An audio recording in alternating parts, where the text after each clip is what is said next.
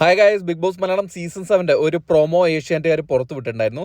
നമ്മൾ എന്താണ് പറയാൻ ആഗ്രഹിച്ചത് ആ കാര്യം ആദിലയോട് നമ്മുടെ ലാലേട്ടൻ പറയുന്നുണ്ട്. ലാലേട്ടൻ ആദിലയോട് പറയാണ്, കഴിഞ്ഞ ഒരാഴ്ച കാലത്തെ ആദിലയുടെ പ്രകടനം പ്രേക്ഷകരെ അസ്വസ്ഥമാക്കുന്നു എന്നാണ് പറയുന്നത്. അപ്പം നമ്മുടെ ആദിൽ പറയും, ഞാൻ ഇറിറ്റേറ്റഡ് ആയിപ്പോയി, അതുകൊണ്ടാണ് എനിക്ക് അങ്ങനെ സംഭവിച്ചതെന്നാണ് ആദിൽ പറയുന്നത്. അപ്പം നമ്മുടെ അനീഷ് പറയുകയാണ്, എന്തോ വ്യക്തിവിരോധം ഉള്ളതുപോലെയാണ് പെരുമാറുന്നത് എന്നാണ് പറയുന്നത്. അപ്പം ലാലേട്ടൻ അതിലൂടെ ചോദിക്കുകയാണ്, എന്തെങ്കിലും ഫിസിക്കൽ അറ്റാക്കിലേക്ക് പോയോ എന്ന് പറയാണ്. അപ്പോഴേക്കും അതിൽ പറയുകയാണ്, എന്നെ പിടിച്ച് തള്ളിയപ്പം എനിക്ക് അങ്ങനെ റിയാക്ട് ചെയ്യേണ്ടി വന്നു എന്നാണ് പറയുന്നത്. അപ്പോഴേക്കും ലാലേട്ടൻ പറയാണ്, റിഫ്ലക്സ് എന്നത് പറയുന്നത് പെട്ടെന്ന് വരേണ്ടത്, ഇമ്മീഡിയറ്റ് ആയിട്ട് വരേണ്ടതാണ്, അത് കുറേ കാലം കഴിഞ്ഞിട്ടല്ല വരേണ്ടത് എന്നാണ് പറയുന്നത്.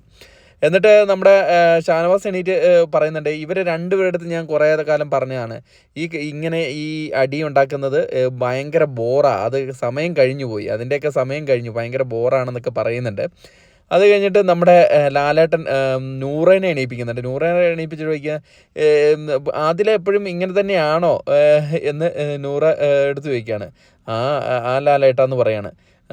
അപ്പം പറയാ, എങ്ങനെ സഹിക്കുന്നു എന്ന് ചോദിക്കുകയാണ്. അപ്പോൾ സഹിക്കല്ലാണ്ട് വേറെ നിവൃത്തിയില്ലല്ലോ, പെട്ടുപോയി എന്ന് പറയുകയാണ്. അപ്പോഴേക്കും നമ്മുടെ ആദിലയുടെ മുഖമൊക്കെ കാണണം. നൂറ അങ്ങനെ പറഞ്ഞപ്പോഴേ നൂറ ഭയങ്കര ദയനീയ അവസ്ഥയിൽ പെട്ടുപോയി എന്ന് പറയുകയാണ്.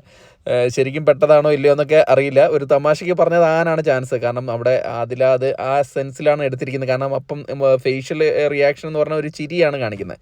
എന്തായാലും നമുക്ക് എപ്പിസോഡിൽ എങ്ങനെ ഉണ്ടെന്ന് കാണാം. അതുവരെയും ടാറ്റ ബൈ.